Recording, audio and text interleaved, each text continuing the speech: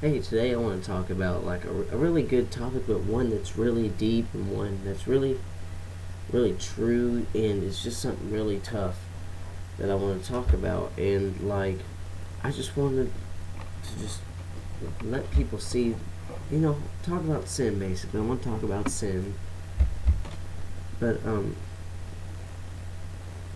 just a few things, I've just wanted to throw out there is that when you sin, you're not just turning your back from God.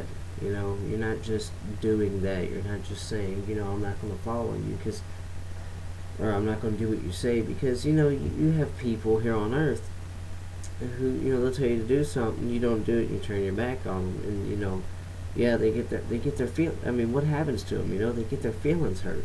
Their feelings get hurt, and especially imagine if like your son, your son, you tell him, listen, son, don't go out and do drugs, don't go out and drink, don't go out and party and stuff, and get into that kind of lifestyle. All it's going to lead you to is destruction, but he disobeys you and does it anyways. Isn't it going to break your heart?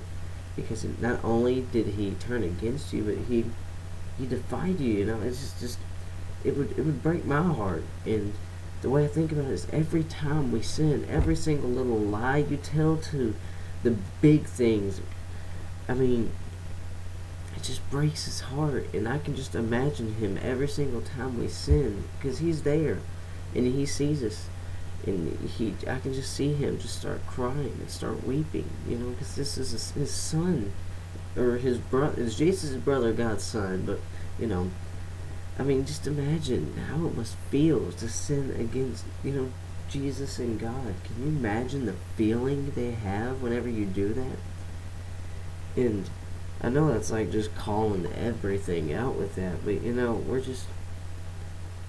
it's just so true because I was sitting down here earlier, right here at this desk, and I was playing a game on the computer, and I was like, if Jesus just appeared right next to me on my bed and looked at me, would he be proud of what I'm doing right now? Would he be how would he feel, if just, I mean, what would his thoughts, what would his actions be if he was just right there staring at me?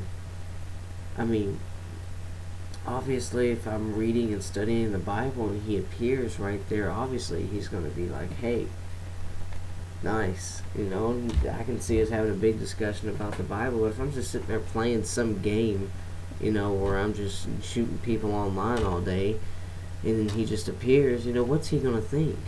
What's he going to think? That's what I'm trying to start getting to, that mentality. Everything I do, I think if Jesus appeared right now, what's he going to think? What's he going to say? And the reason why I say that is because so many of us are fooled by our own actions and by our own minds to thinking that we're with God when we're really not. And let me explain this. Jesus is a leader. Jesus is not a follower. Jesus is not going to follow you. He's going to lead you, and it's up to you to follow him. Because if he followed us, I mean, everybody would just go to heaven no matter what they did. But no, he's the leader, and it's up to us to follow him. That's why you get people who don't follow him, and then people who realize him, they start to follow him, and then you get those who, are just trying to go down that road as best as they can. And this is proof because, I mean, he led the disciples, and nobody led him. Nobody had any authority over Jesus. He was given all, it says, at the end of John, after he dies and he rises again, he tells them, I've been given all authority over everything. Go out and spread everything across the nations and baptize people in the Holy Ghost and everything. And so really, nothing is above Jesus. Nothing can lead Jesus. I mean, it's just like, the whole Trinity thing. You can get all complex with it, maybe come up with something, but we're just gonna, I'm a simple man here. But just saying, he's a leader, he's not a follower. So I imagine it like this. Say you and Jesus are walking down the road, okay? You're walking down the road, and then you come to that split in the road. And Jesus is like, let's go this way. We should go that way. We really need to go that way. And you're like, no, I'm really thinking we should go that way. And you start walking that way, okay? I can imagine, you're walking that way, do do do do, yeah, this was the right way, yeah, do do do do do, and then I can see it. You turn around and say, "Hey, G," and he's not there.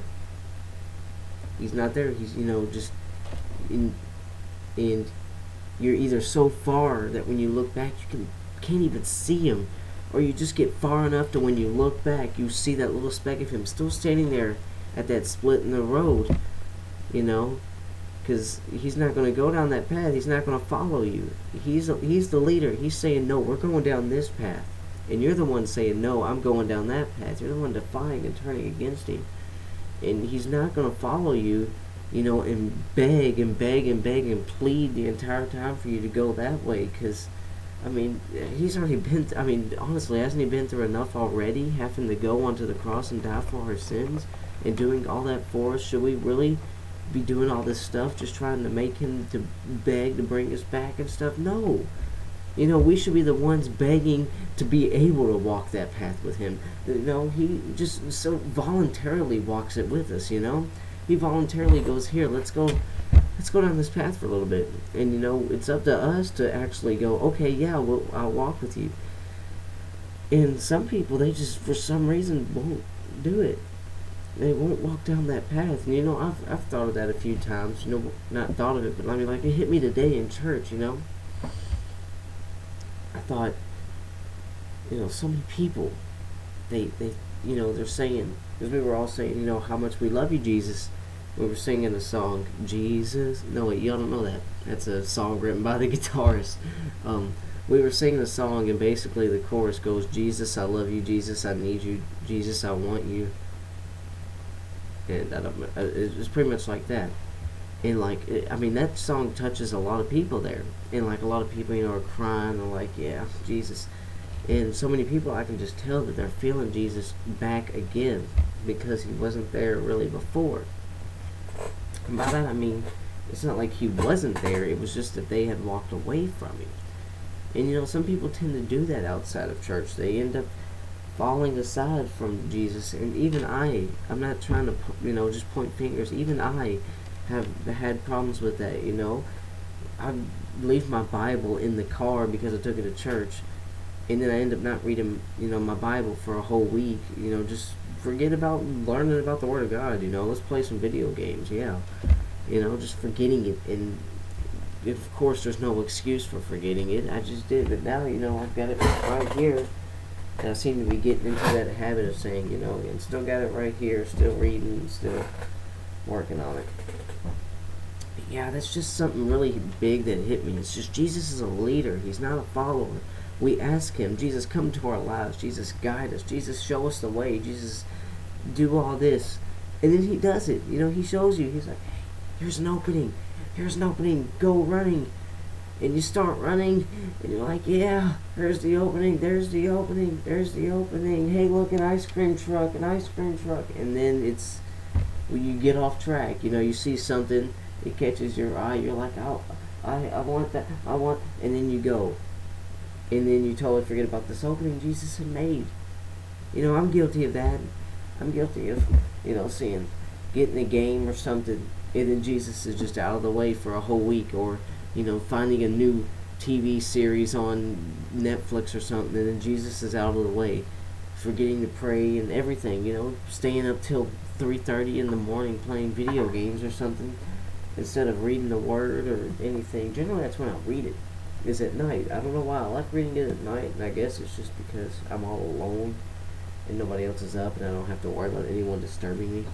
But it's just a preference. But I'm just saying, don't take that other path. That other path is going to be tempting, and we take it so much without even knowing. It's like when your parents tell you not to go down this street, not to go down that street. You have boundaries. You're not allowed to go past that boundary. And every kid has gone past the boundary. Every kid has gone down that street they're not supposed to go down. Every kid has done that. I know no one's so perfect that they have listened to every single little thing that their parents have told them. I know that. I've had times whenever I wasn't allowed to go, and I went farther than I was supposed to go, pretty much. Or back in the woods and stuff where I wasn't allowed to go in the woods, but I still did. And it wasn't out of defiance. It was out of that curiosity. Just sometimes I didn't even realize. And it's hard to say. Well, how do you realize you're in woods? There's forest. Just it doesn't occur to you. And then you're just like, oh man. It's kind of like whenever you leave your wallet in your house, and you go off driving and you don't have your driver's license on you, and you say, well, you gotta have your driver's license. How are you not gonna have your driver's license when you go? Well, you forgot. It wasn't on your mind. You didn't think about it. You're in your car. Obviously, you should have your driver's license. Car, driver's license. You have to drive a car, driver's license. It just all matches up so well that you kind of forget about it sometimes. Just saying. So, got off topic there a little bit, but mainly what I'm trying to say is whenever just follow him. This is mainly that's what I want to say. Follow him. Work with him. Because he's trying to work with you so much. He's trying to get with you. He's trying to be with you. He's trying to sit next to you. He's watching you right now as you're watching this. And he might put you here for a reason watching this video. I don't know. Maybe you'll find something on the side that, that might catch your eye. Next thing you know, you're all, I don't know. But he's watching you right now, and he's got every path open that he knows you can take. He's like, she could take that path, he could take that path, that path, that path. But then he goes, I really, really hope he just takes that path. I really hope that path of just, oh, I can see where that leads. I can see where that leads. I can see where that path leads, please. And he puts so much pressure on taking this path. But the funny thing is, we'll be straightforward. I don't know what it is about humans, but we'll be straightforward about going, and we're going to go down that path. We're going to do it. We're going to do it. And then we get sidetracked so easily. I don't know what it is about it, but we do. It's like when people go and find jobs. We're like, tomorrow morning I'm going to get up early, 10 a.m., and I'm going to go out and I'm find a job. I'm going to get a job. I'm going to search every single place. And then they end up waking up at like 2 o'clock, 3 o'clock in the afternoon. And like they're just kind of like, well, it's kind of too late now to go find a job. This guy. I'm just saying, that we get off track even though we'll mean it.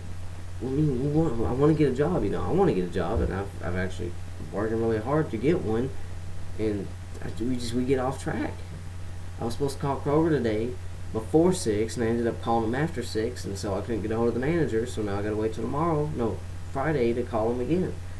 You gotta pay the consequences for you gotta pay the consequences. But all in essence, you just gotta learn to sit down and concentrate and focus on that road.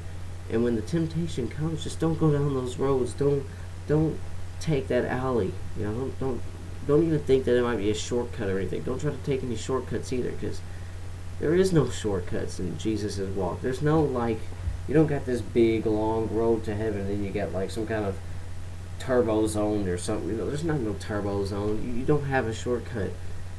Everybody's got to go through it. Everything's going to have trials. Everybody's going to have tribulations. Everyone's going to go through tough times. Everyone's going to have pits, and everyone's going to have valleys.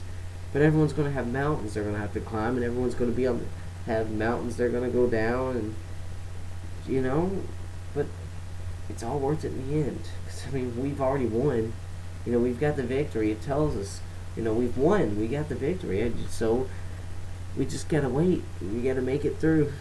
And it may sound, rough sometimes. I know some people have it really rough, and you just gotta stick it through. You gotta stick it through. You can stick through it. Come on.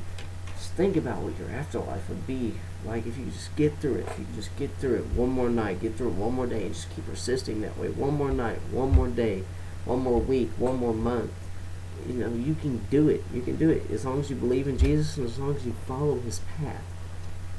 Follow his path, and you can do it. Because he's the leader, and he knows where to go. He's not going to lead you astray. And with all the disciples, he never led any of the disciples astray. None of them ever died with him following them, with them following him, of course. And he knew things about the disciples that they didn't even know about themselves. Jesus knew that. I don't remember which one it was, but he turned against Jesus and said he didn't know him. It's on the tip of my tongue. I don't know his name though, but he denied Jesus 3 times, and then the rooster crowed, or the crow crowed or whatever was supposed to the symbol, and then when he wept bitterly, and I can just he knows that he knew that was going to happen, so he knows what we're going to do. He knows what we're capable of, what's going to happen. Why would he want us to go down the wrong path? He wants you to go down the right path. He wants you to be on the right path. He wants to lead you to success. He wants to, and it might not be the success you're thinking of. Just put that out there. For some reason, people think a success with Jesus is like an earthly type of success thing. Well, that is not necessarily so. You might not become rich. You might not become wealthy. Not all the same thing. Might not become famous. You might just be put on this path for 20 years of hardship just to save one person, though, from going to hell. And I think, hey, 20 years of hardship to save one person from going to hell is worth it. So, he knows everything about you. He's the leader. You're the follower. You just got to keep following him. Alright, that means I've talked too much. So, yeah, as I said, just Jesus is the leader. Follow him. Don't sin against him. Don't break his heart. He's your leader. He's always there for you, and he's going to take you down the right path. Amen. I like it. Thank you for watching. God bless you.